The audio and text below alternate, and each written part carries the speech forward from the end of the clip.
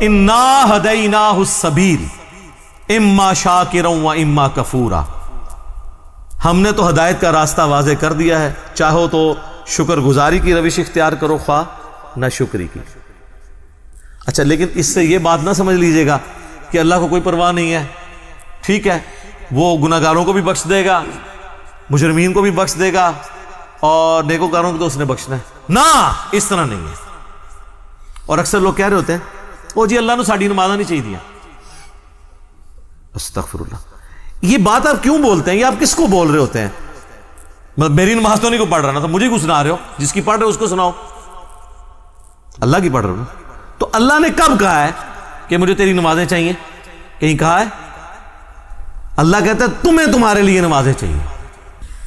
اس فلسفے کو اللہ تعالیٰ نے سورہ الزمر میں بیان کیا ہے، مسئلہ تقدیر بھی حل کرنے والی یہ آیت ہے، اور سارے مسئلے، یہ اکثر لوگ کہتے ہیں نا جو کچھ ہو رہا ہے نا جی اللہ کی مرضی سے ہی ہو رہا ہے جی، یہ اکثر آپ سنتے ہوں گے کہ دنیا میں جو کچھ ہو رہا ہے نا جی اللہ کی مرضی سے ہو رہا ہے۔ نہیں سر، ایسے نہیں ہے، اللہ کی مرضی سے نہیں ہو رہا، اللہ کی اجازت سے ہو رہا ہے۔ اللہ کی مرضی ہے یہ کہ لوگ زنا کریں، اجازت ہے کہ کر لو، یہ نہیں ہوگا کہ جسم پہ فالج گرے، لیکن آخرت میں چھوڑوں گا نہیں۔ شراب پینی ہے پی لو، چمڑی اتار دوں گا آخرت میں، یہ نہیں ہوگا کہ شراب کی بوتل پکڑو تو ہاتھ پہ فالج گر پڑے، ایسے نہیں ہوگا۔ اجازت ہے، نیکی کرنی ہے کرو، برائی کرنی ہے کرو، مرضی نہیں ہے۔ مرضی یہی ہے کہ پیغمبروں کا راستہ اختیار کرو۔ یہ فلسفہ جو ہے نا سورہ زمر میں بیان ہوا ہے، آیت نمبر 7۔ سر یہ 7 نمبر آیت تو آپ سارے اپنے قریبی لوگوں کو سنائیں، اپنے آفیسز میں سنائیں، اپنے دوستوں کو، گھر والوں کو۔ ان تکفروا فإن اللہ غنی عنکم، دیکھو اگر تم اللہ کا کفر کرو گے، ناشکری کی زندگی گزارو گے، تو یاد رکھنا اللہ بے پرواہ ہے، اللہ کو کوئی فرق نہیں پڑے گا۔ لیکن اس کا یہ مطلب بھی نہیں ہے کہ اللہ کو نہیں فرق پڑا تو اللہ تعالیٰ چھوڑ دے گا، نہیں۔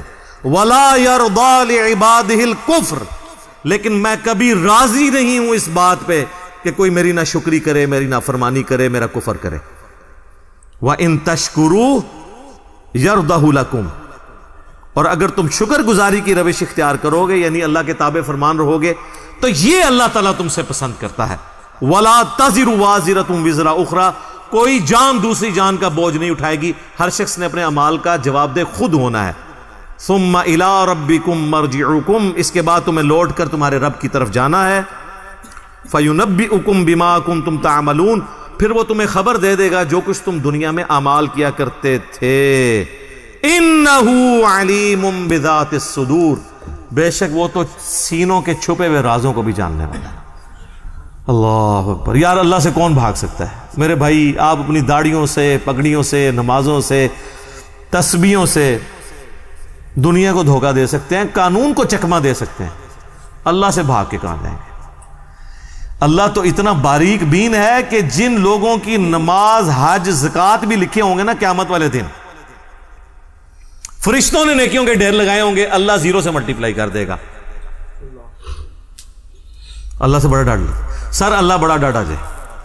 ہاں اللہ والے بن جاؤ تو اللہ سے زیادہ کوئی شفیق نہیں ہے، لیکن اللہ کے نافرمان ہیں تو سر اللہ بڑا ڈاٹا جائے۔ مسلم شریف میں حدیث ہے سب سے بڑی 3 نیکیاں کون سی ہو سکتی ہیں؟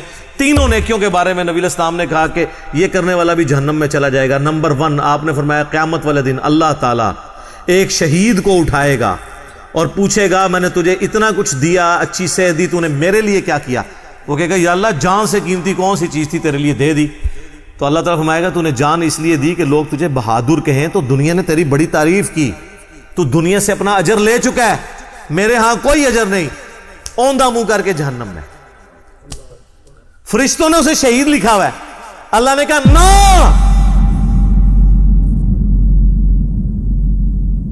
آپ اپنی نیکیوں سے فرشتوں کو بھی دھوکہ دے سکتے ہیں، فرشتے تو ظاہری مال کو لکھیں گے، ہاں جی تو یہ حساب کتاب تو بس اس خانہ پوری ہے، اصل میں تو اللہ تعالیٰ خود حساب کرنے والا ہے۔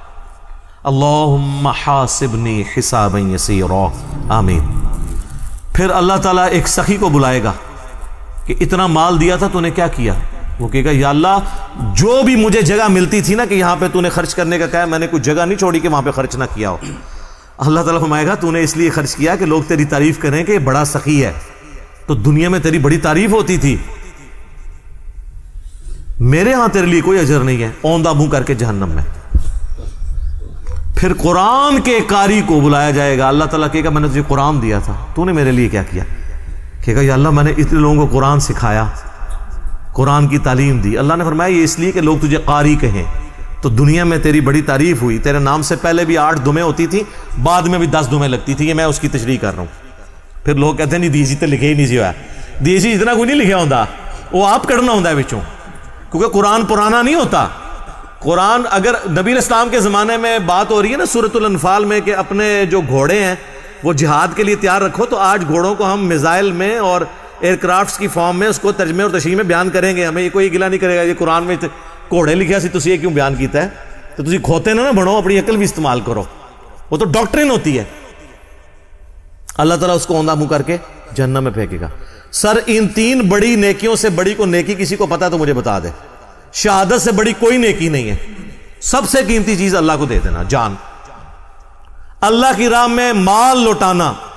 قرآن میں نماز کے ساتھ آلموسٹ ہر جگہ انفاق فی سبیل اللہ کا حکم آیا.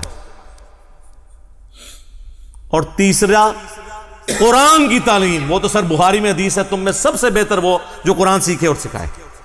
ان 3 نیکیوں سے بڑی کو نیکی پاسبل نہیں ہے، لیکن 0 سے ملٹیپلائی، کیونکہ اللہ کے لیے نہیں کی.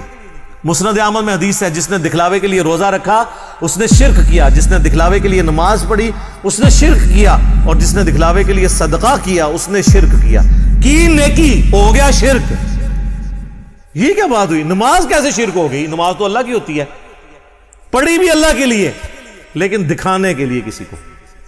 ہمارے ایک ایکس پریزیڈنٹ تھے نا، مجھے ان کی پالیسی سے تو بہت اختلاف ہے، جنرل ضیاء الحق، لیکن ایک مذہبی آدمی تھے. ان کی وجہ سے ہماری فوج کے اندر کافی ریفارمز آئیں، اور یہ بہت بڑا احسان ہے ان کا پاکستانی فوج کے اوپر، ورنہ ان سے پہلے کی فوج اور آج کی فوج میں بڑا فرق ہے. اب آپ کو مذہب کا رنگ غالب نظر آئے گا ہماری فوج کے اندر. اور جب فوج سے لوگ ریٹائر ہوتے ہیں تو میں نے تو سب سے زیادہ باقی اداروں کی نسبت ان لوگوں کو دیکھا ہے کہ پریکٹسنگ مسلمان ہیں، کیونکہ موت کو بڑا قریب سے دیکھ لیتے ہیں نا، تو بڑے بڑے لوگوں کی عقل ٹھکانے ہو جاتی ہے. جب اپنے ساتھ آپ شہداء کی لاشیں اٹھاتے ہیں بارڈرز کے اوپر تو بس انسان کو نظر آتی ہے یار کل تو یہ میرے ساتھ روٹی کھا رہا تھا، آج میں اس کے جسم کے لوتھڑے سمیٹ رہا ہوں. تو سب بڑے بڑے لوگوں کا قبلہ درست ہو جاتا ہے. تو جنرل ضیاء الحق صاحب چونکہ نمازی تھے بڑے پکے، تو ان کے ساتھ جو لوگ ہیں نا انہوں نے مجھے بتایا کہ جب وہ نماز جاتے تھے لوگ بغیر وضو بھی ساتھ پیچھے کھڑے ہو جاتے تھے،